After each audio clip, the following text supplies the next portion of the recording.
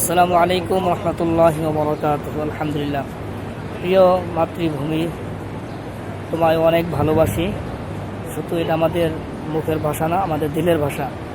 আর যারা এতদিন মুখে মুখে দেশকে ভালোবাসার কথা বলে সাধারণ জনগণের প্রতি অত্যাচার করেছে, টর্চার করেছে, জাতি তাদেরকে কোনোদিন ভুলবে না। এখনই সময় লুকে দাঁড়ানো, তাদেরকে রুখে দাঁড়াতে হবে। তাদের প্রতি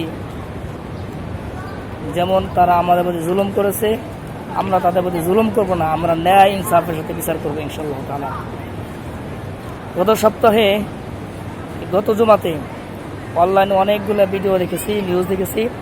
ঢাকা শহরে বাংলাদেশের বিভিন্ন প্রান্তে অনেক সম্মানিত খতিব সাহেবগণ ছাত্রবাদীর জন্য দোয়া করেছেন, এই ফেসিবাদী সরকারের জন্য দোয়া করেছেন, হয়তো হেদায়েত হোক আর ধ্বংস হোক। এবং যে সমস্ত ছাত্র ছাত্রী ভাইরা শাহাদাত বরণ করছেন তাদের জন্য মাগফিরাত দোয়া করছেন।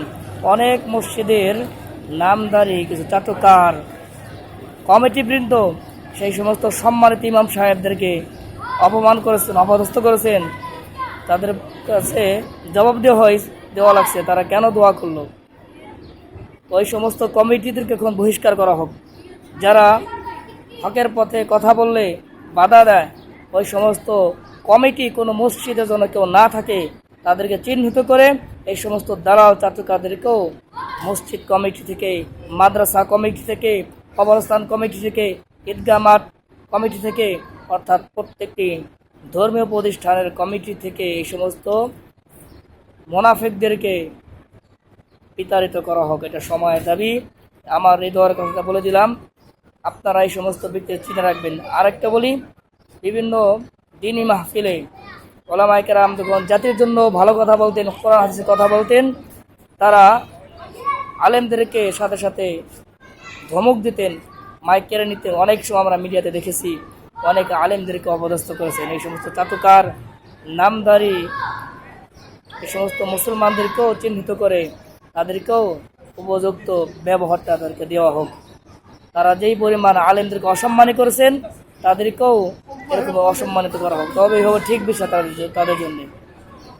মুনাফিক থেকে সবসময় সাবধান। হতাশা হওয়ার কিছু নাই। শুধু এতটুকু বলতে চাই, চৌকুশভাবে পথ চলতে হবে। কোনো উপকার যেন আমাদের ক্ষতি কেউ না করতে পারে, আমাদের জানমাল, আমাদের ঈমান আমলের ক্ষতি যেন মুনাফিকরা কোনোভাবে না করতে পারে।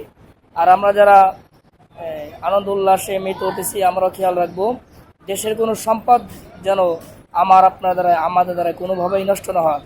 দেশের কোনো সম্পদ যেন নষ্ট না হয় এবং আমাদের কোনো খাঁটি দেশপ্রেমিক কোনো মুসলিম ভাইয়ের যেন কোনো ক্ষতি না হয়। এদিকে আমরা সবাই সজাগ দৃষ্টি রাখবো। আল্লাহ তাআলা আমাদের সবাইকে তৌফিক দান করুক। দেশের মায়া সবার দিলেই আছে কম বেশি। বিশেষ করে যারা আমরা প্রবাসী আছি, আমরা এতদিন যারা রেমিটেন্স পাঠাইনি বিভিন্ন সমস্যার কারণে, ইনশাআল্লাহ তাআলা আমাদের সমস্যার সমাধান দ্রুত হয়ে যাবে। আমরা বেশি বেশি রেমিটেন্স পাঠাবো ইনশাআল্লাহ তাআলা। আমাদের শিক্ষার্থী ভাইরা তারা দেশকে স্বাধীন করেছে ইনশাআল্লাহ তাআলা।